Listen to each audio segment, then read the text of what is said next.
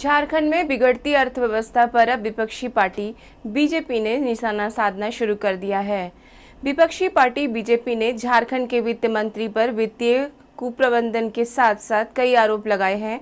ऐसे में कांग्रेस पार्टी ने अपने मंत्री का बचाव करते हुए बीजेपी और पिछली सरकार पर तीखी प्रतिक्रिया व्यक्त की है। अब राज्य में राजनीतिक बयानबाजी की लड़ाई तेज हो गई है।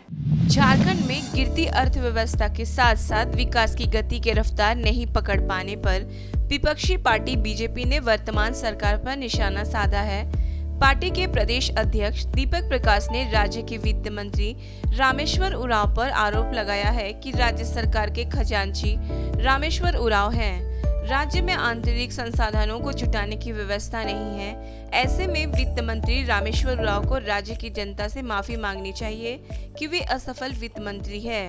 राज्य सरकार के सबसे खजांची वो है, उनको इस राज्य से रेवेन्यू कलेक्ट करने का और बढ़ाने का और इसको ठीक करने का उनके पास कोई मैकेनिज्म नहीं है। इसका मतलब है कि राज्य का वित्त मंत्री आंतरिक संसाधनों को बढ़ाने का उनके पास कोई मैकेनिज्म नहीं है।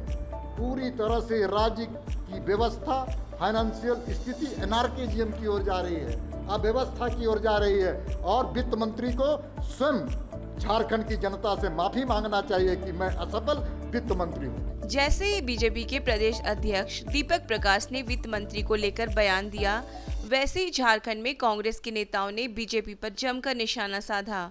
कांग्रेस पार्टी की तरफ से प्रवक्ता आलोक दुबे ने कहा कि बीजेपी अनर्गल बयानबाजी कर रही है। पिछली रघुवर सरकार ने खजाना खाली कर राज्य की स्थिति खराब कर दी थी। इसके साथ साथ जेएमएम महासचिव सुप्रियो भट्टाचार्य ने भी केंद्र सरकार पर नाराजगी व्यक्त की है। बीजेपी के प्रदेश अध्यक्ष का बयान निराधार और तथ्यहीन, ये कह सकते हैं कि छोटा मार्ग का व्यक्ति बड़ी बातें कर रहा है। 33,000 करोड़ रुपए का बकाया माननीय रघुवर दास जी वित्त मंत्री के ऊपर बोझ छोड़ कर गए थे और जब पूरा खजाना खाली हो गया, कोरोना की महामारी हो गई, इसके बावजूद 1.5 वर्षों के अंदर में रामेश्वर उरांव के कुशल वित्तीय प्रबंधन में लोगों को समय पर सैलरी भी मिले, पेंशन भी मिला, योजनाएं भी चली। किसानों के 50,000 रुपए का ऋण माफ किया गया, 15 लाख नए राशन कार्ड के माध्यम से लोगों को खाद्य की आपूर्ति की गई और जितनी योजनाएं डेवलपमेंट की थी वो योजनाएं अब भी चल रही हैं। इतना ही नहीं, जितने भी बकाए पिछली सरकार के काम किए हुए थे वो सब बकाए दिए। इनका भी राज्य है, ये भी सरकार में है, केंद्र में। मुख्यमंत्री जी बार बार पत्र लिखते हैं। 65,000 करोड़ रुपए कोयले की रॉयल्टी, 9,000 करोड़ रुपए पानी का रॉयल्टी, 1,516 करोड़ रुपए जीएसटी का बकाया। ये पैसा देने की बात इनको करनी चाहिए, सिवाय हवा में बात करके और उछल करके मुंह और उंगली दिखा के। यही उंगली दिखाने की वजह से रघुवर दास जी को उंगली पकड़कर लोगों ने बाहर कर दिया है। डॉक्टर रामेश्वर उरांव की एक ही सबसे इम्पोर्टेंट है जो इन लोगों को लग रही है, फिजूल खर्ची नहीं हुई। और ये कमिटमेंट है इस सरकार का। जिन लोगों को फिजूल खर्ची करने की आदत है, चूहा को बांध कुतर खाने की आदत है, पुलों के निर्माण को खाने की आदत है, विधानसभा भवन बनने के बाद भी वो हवा में झूलते हुए नजर आने की आदत है, उस पर विराम लग गई है। वित्त मंत्री रामेश्वर उरांव ने पूरे देश के अंदर में एक अर्थशास्त्री के रूप में भी और एक अच्छे कुशल राजनीतिक के रूप में अपनी दूरदर्शिता को दर्शाया है। दीपक प्रकाश जी अपनी देखिए, दीपक प्रकाश जी केवल भारतीय जनता पार्टी के प्रदेश अध्यक्ष भी नहीं है, वो राज्यसभा के माननीय सदस्य भी हैं। उनका यदि कुछ बयान आता है तो उसको आदमी को सीरियस कंसर्न में तो लेना ही चाहिए। उन्होंने वित्त मंत्री के संबंध में जो बातें कही, तो केंद्र का भी एक वित्त मंत्री हैं। पिछले बार भी हमने देखा था कि जब फर्स्ट लॉकडाउन के पीरियड में एक आर्थिक पैकेज आया था 20 लाख करोड़ का, माननीय प्रधानमंत्री जी ने आकर कह दिया था।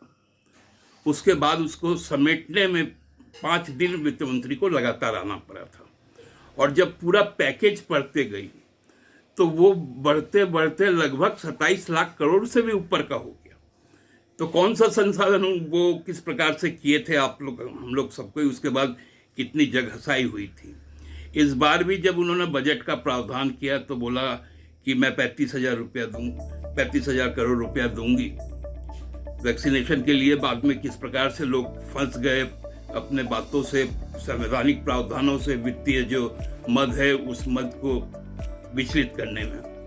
तो ये धीरे धीरे चीजें आ रही है। और एक तो सबसे पहला बात है, माननीय रामेश्वर उरांव जी को ये जादूगर तो है नहीं कि वो पैसा या संसाधन कहीं से नया छाप लेंगे या नई नोट लाकर कोषागार में जमा कर देंगे।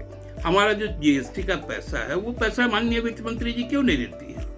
हम लोग का जो बकाया 65,500 करोड़ रुपया का जो बकाया है वो पैसा आज 2 वित्तीय वर्ष से क्यों रुकी हुई है? तो जब तक पैसा आएगा नहीं, जब तक संसाधन केंद्र अपने पास में होल्ड करके रख लेगा, तो कहाँ से कोई वित्त मंत्री, अब हमको नहीं मालूम रामेश्वर जी का कितना जमीन जायदाद है, चाहे उनके पास में उनका जो नौकरी के बाद उनको कितना पेंशन मिलता हो, वो भी सब लगा देंगे तो थोड़ी ये राज्य चल पाएगा। तो इसलिए जो भी बयान होने के पहले केंद्र सरकार का जो कोऑपरेटिव फेडरलिज्म में जो केंद्र सरकार का जो पैसा होता है राज्यों को देना, वो पहले मंगवा ले। वो लोग 14 MP हैं वहाँ पर, तो वो 2 कैबिनेट मिनिस्टर हैं, तो वहाँ पर जाके बात रखनी चाहिए अपने मंत्रिपरिषद में कि झारखंड को उनका संसाधन दे दीजिए, क्योंकि वित्त मंत्री जी को दिक्कत आ रही है राज्य को चलाने के लिए। ये मेरा सुझाव रहेगा दीपक।